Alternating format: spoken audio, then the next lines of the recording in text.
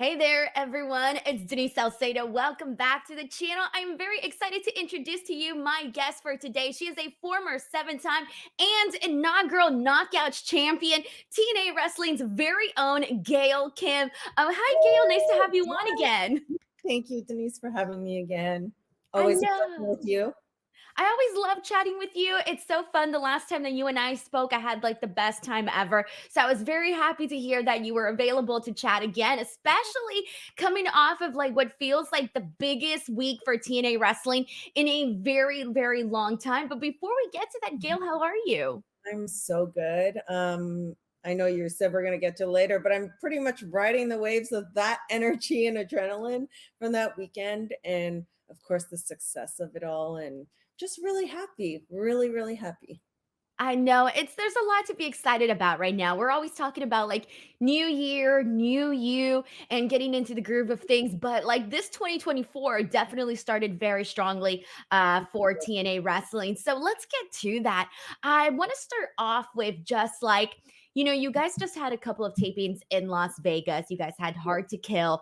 And then after that, you had Snake Eyes. But the big thing coming out of, I mean, on top of the great show and all of the news surrounding Hard to Kill. There was also a report that came out by PW Insider that stated that TNA Hard to Kill had the largest live attendant for the promotion in many years and the largest live gate for the company in a decade. Gail, to hear that, given that, of course, you're wearing multiple hats behind the scenes, what does Right. it mean to you and to TNA to have this, to have this? Oh my gosh. I mean, it's dream come true.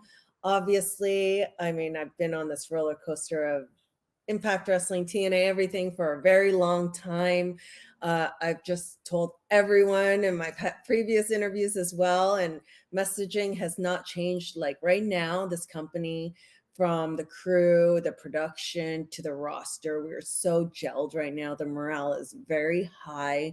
We're all just like really working together to make this company a success. And I think the fans are seeing the hard work, and they see, because of course the lines are blurred a little bit, that fans love to know what's really going on in the world of wrestling behind the scenes sometimes. And I think we're really known for having a really great locker room, a great team, and that we're all really just striving to move forward. And we've been moving our goalposts a little bit more and a little bit more and succeeding. And I think the fans are really seeing, the product of it all, of our hard work, and the consistent storytelling, the character work, just the strengthening of our already strong divisions like the Knockouts division, the X division, and just growing from there, adding, injecting from this weekend, some fresh new talent that honestly I feel like just fit in so perfectly with us and are on this train of momentum that we all have. And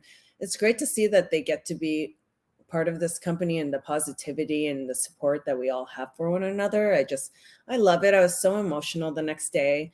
I was feeling adrenaline. I told Nick Nemeth that night, I'm like, I'm feeling the adrenaline for you. And I'm feeling this adrenaline for the entire company that I had when I only got those feelings after I had magical matches.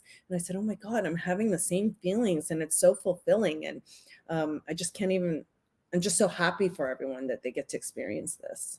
And also happy for you because you're like, I get to have that adrenaline. Because, like you said, there's nothing to compare to, I Yeah. imagine, having a match and then the feelings that you have afterwards versus, watching other people do it. But at the same time, it's like you had a big piece in that. So, like, definitely feel the adrenaline. I think that's so super cool. With that being said, the big thing heading into Hard to Kill was obviously the rebrand going in from Impact Wrestling to TNA Wrestling. Now, from your perspective, how did you see this move? Were you at all nervous about it? Were you like, let's just go all in? What was your reaction? I had zero doubt at all once I heard. I was so excited.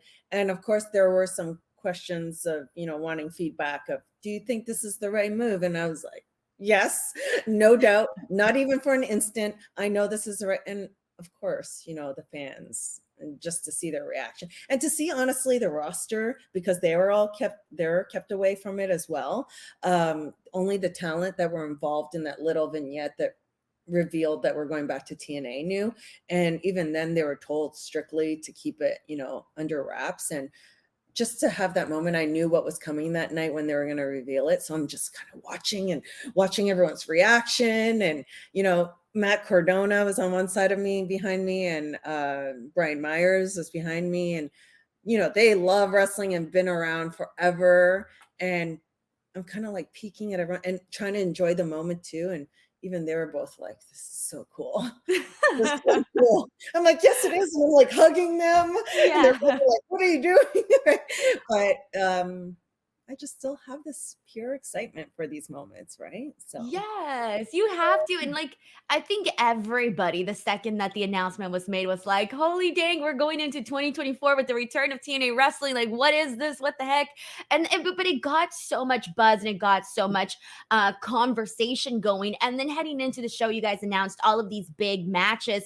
yeah, I want to get your opinion on the show because we had this big main event with a big champion, the debut of Nick Nemeth. You had yeah, women's the Knockouts Ultimate X, Josh Alexander, Alex Hammerstone. I mean, Trinity. I mean, there was just so much new champion Jordan Grace. For yeah. you, like when you think back to the show and just everything that played out, what did you think of it?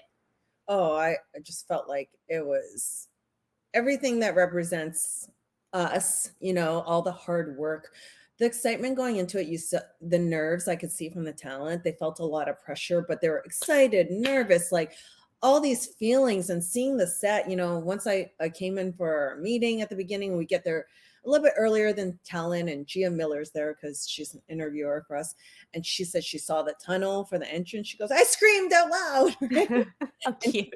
yeah, and it's just to see the excitement of people who never got to experience TNA, because I got to experience it. And this is just like a brand new TNA, to see the excitement of the fans. Listen, even just leading it up to Hard to Kill, the whole month of December, to see the excitement from the fans, vocalized, verbalized, posted. I never saw any negativity. People were flying in to see the show because they were so excited for the nostalgia and to see, what's to come for us. And I think that the roster didn't disappoint. The crew, the production crew, can't forget these people who are shooting them, and the people at home that are part of our team that may be overseas and doing all the social media for us. Like, we appreciate every single person, and it's a collaborative effort. And I think it was a hugely successful night. And to think that we kept, in this day and age of social media and spoilers, we kept Nick as a surprise, was amazing. I love that. I love that. Like, imagine if we knew about Nick going in. Like, it's such a difference, right? Of the impact it has. It had a nostalgic feeling of, like, when Kurt Angle came in or when Christian came in. And when he tore off the shirt, because I didn't even know that was happening, to be honest. I was just watching it purely backstage for Nick to come out, and I started jumping up and screaming. I Right? knew it felt like a rock concert when he tore open the shirt and he's like yelling, he's in the crowd. I was like, dang, this went from a wrestling show to all of a sudden some sort of rock show. But it was very cool moment. You mentioned there's one thing that you mentioned in there, and I'm like, yeah, you know what? I remember when the TNA wrestling news came out. Nobody knew, it hadn't been reported out there. And then the same thing with Nick Nemeth. Nobody knew. There was all of this speculation, but nobody knew for sure, nor had it been reported that it was Nick Nemeth. So Yeah, I do feel like TNA is really good at like keeping things very, in a bottle, making sure the stuff doesn't leak and whatnot. But I feel like that's a testament to the people that you work with and the roster that you have. 100%. A lot of trust, and uh, we respect one another, right? Not to say other people don't, but the team, we really know what we want to give the fans, and we don't want that ruined. And I think we did a really good team. Hey, listen, even Ash by Elegance, now formerly known as Dana Brooke, people, as soon as everyone saw that little vignette of her coming out of the car, my phone blew up that night live. And I'm like working behind the scenes at the same time. Who's the girl? Who's the girl? I'm like, if I did answer to maybe one or two people, all I said was LOL, right? Yeah. You're like, Watch, just keep on watching, that's the point of it all. Yes, exactly. And it was just great to surprise everyone and have a really fresh feeling and genuine reactions, right? Yeah, so let's talk about that. You mentioned Ash by Elegance, and here's the thing, Gail. Every time I talk to like any knockout that I talk to that I bring onto the show, a lot of them always tell me how you played a big part into bringing them in, and everybody has said nothing but wonderful things about you. And so I know that you wear a lot of hats backstage. Sometimes I'm sure you do more than you're probably even supposed to, but that's how it is, right?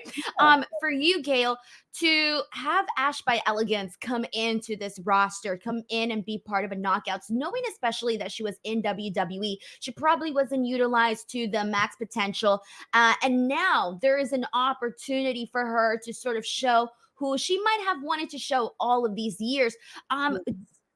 Talk to us about the process of bringing her in and just how you felt about that. Uh, Listen, more than anything, I can identify with people coming out of another company and maybe feeling like they never got utilized to their fullest potential. And, that's how she felt. And I didn't know Ash before.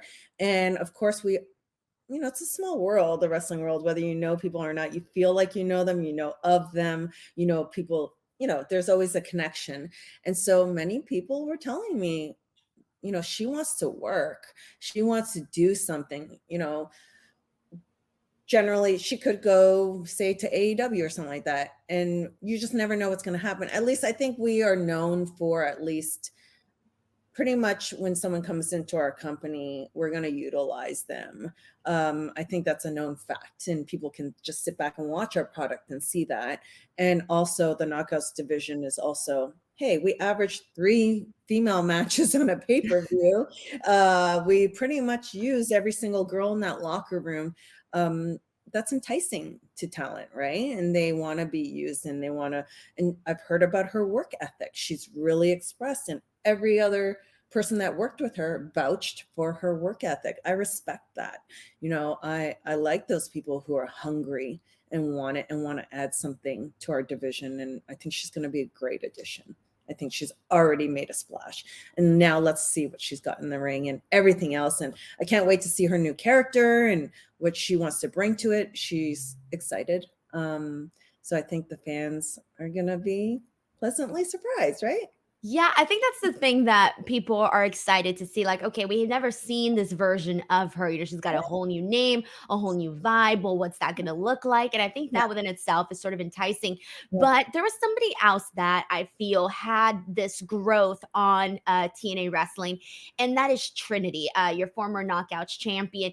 Trinity, she came in, and I had her here on the show, and she had mentioned along the lines of, sort of being in this phase of her career where she almost thought she was done with pro wrestling. She talked about being one of the reasons why she came into TNA Wrestling. And so to see her growth from like where she was at before TNA Wrestling, sort of in this moment where, things had happened in WWE and she probably wasn't feeling the same way. And now to going out there, wrestling all of these matches, having longer matches, and then coming out and having this pretty nice little ring that she had as Knockouts champion. Um, for you, talk to us about seeing her journey, in TNA wrestling. Yeah. Oh man, I just can never give her enough props because of not only the performer that she is, but the human being that she is. She's never changed from the girl that I met in NXT. I worked with her, I think people forget, when she first came into WWE because I was there on the main roster. And of course, everyone coming into the company is going to be all timid and nice. She's never changed from that person. If anything, she's only gotten better. It's a testament when you see her interact with the fans and how much they love her and all her loyal fans and the love that she gives back. So I'm talking about outside the ring right now. And to see her in the ring, listen, we already know she's a star, right? And to see her level up in the ring, because obviously we have a great division. We give the girls a lot of time. We feature them a lot, main events. She has killed it. And I think it just opened up this newfound confidence for her as well. And I remember her when she came into the company. I wasn't there actually. I was doing Amazing Race at the time for her debut. I missed that. I had talked to her before, and then I saw. I mean, she had her first match with Kylan King, which was off the charts, and then to see this last match, obviously she didn't come out victorious, but that match, I think everyone was like, well, she even surprised me. That power bomb, I don't know. I was like, oh, okay, Trin, right?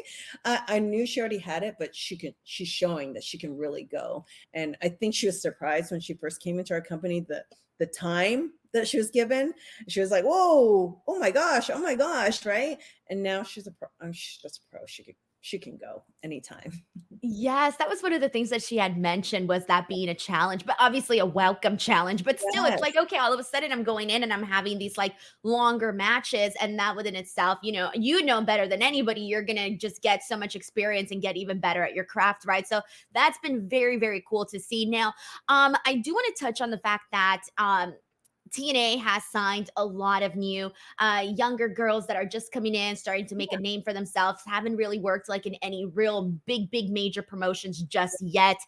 You guys recently signed Zaya Brookside. Prior to that, you had signed Danny Luna. Both of those women were part of the Ultimate X match.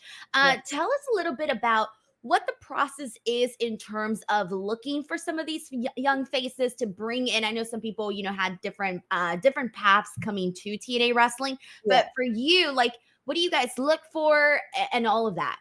I think it's a real collaborative actual effort or decision.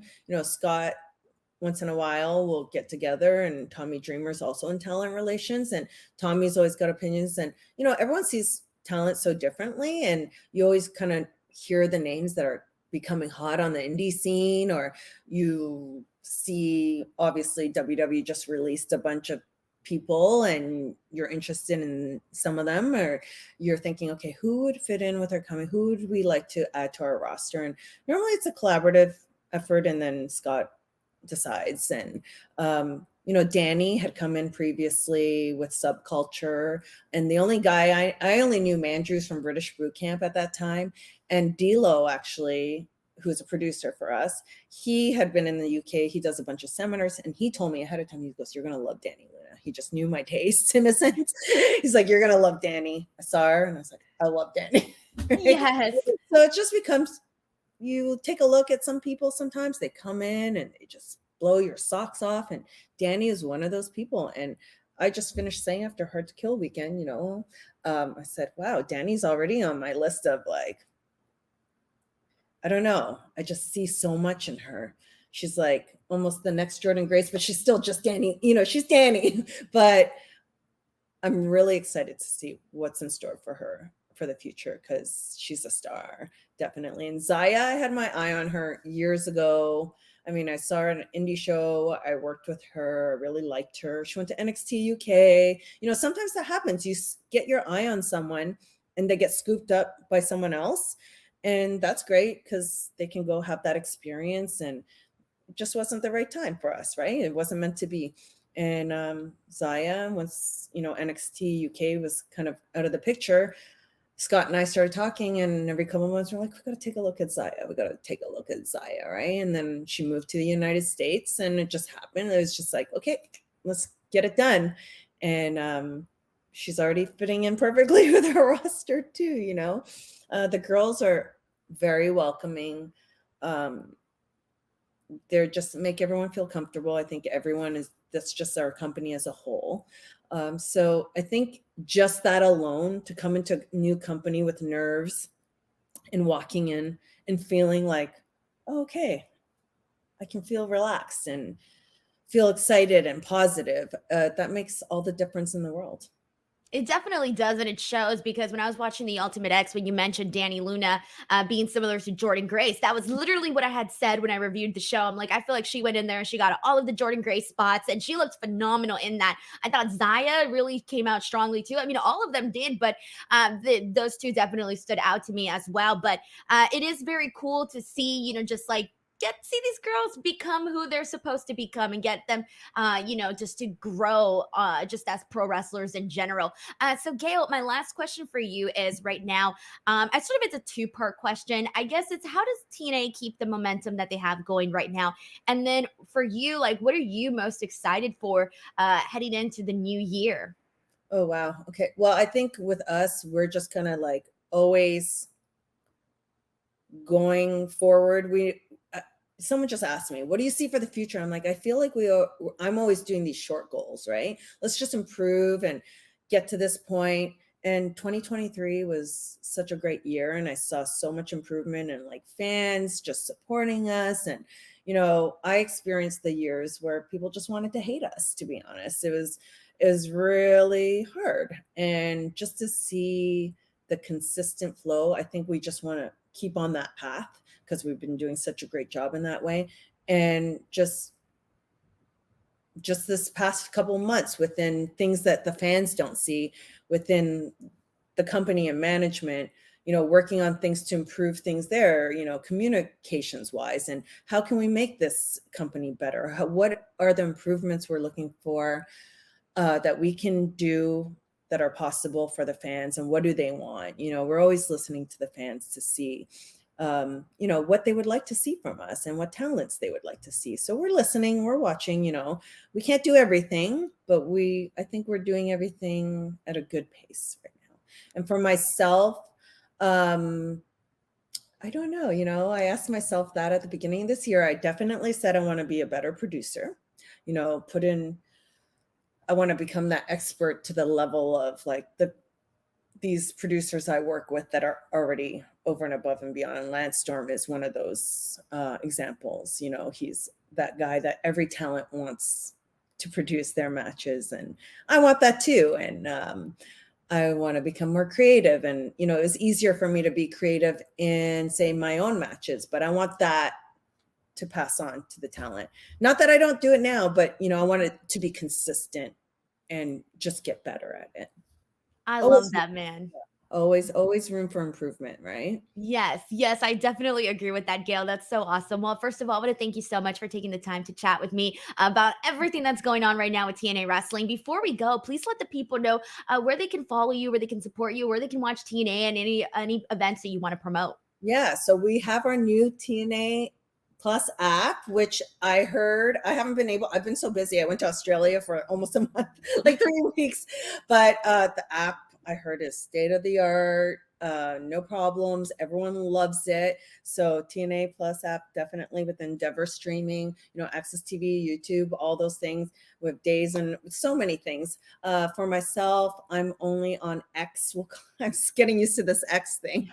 X and Instagram, Gail Kim, it's me. And of course, I'm always sharing the latest at TNA. Awesome. Well, I'm going to post all of the links to that where you guys can follow Gail, where you can watch TNA in the description box below. As always, thank you so much to everybody who watched. Thank you so much to Gail Kim, and we'll catch you guys next time. Thank you, everyone.